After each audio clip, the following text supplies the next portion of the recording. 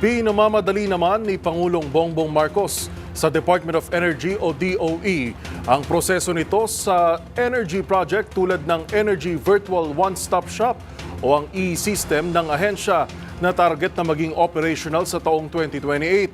Pakinggan natin ang report ni Rose Babiera.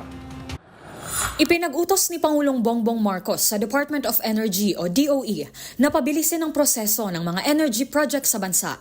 Sa isang sectoral meeting sa Malacanang, nagbigay ng direktiba ang Pangulo na trabahuin ng DOE ang integrasyon ng lahat ng aplikasyon at permit sa Energy Virtual One-Stop Shop o EVOS, ang e-system ng ahensya upang masimulan at umusad na ang proseso nito.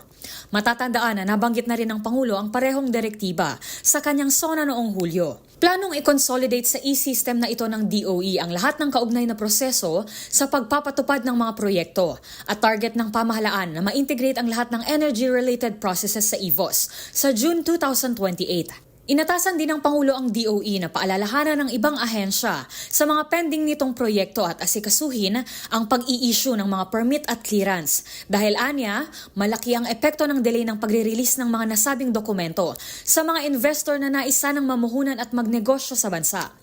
Tugon naman ni Energy Secretary Rafael Lotilla, handa namang umangkop ang ahensya sa mga rekomendasyon ng Pangulo at siniguro na ito ay maiimplementa. Nagsimulang tumanggap ng mga aplikasyon sa EVOS noong July 2020 at sa kasalukuyan, 56 sa 103 rito ang na-integrate na sa system. Sa ngayon, patuloy ang paglulunsad ng DOE ng mga focus group discussion, consultation at information campaign para mapabilis ang full operationalization ng naturang e-system. Para sa MBC TV Network News, ito si Rose Babiera. Una sa Pilipinas, una sa Pilipino.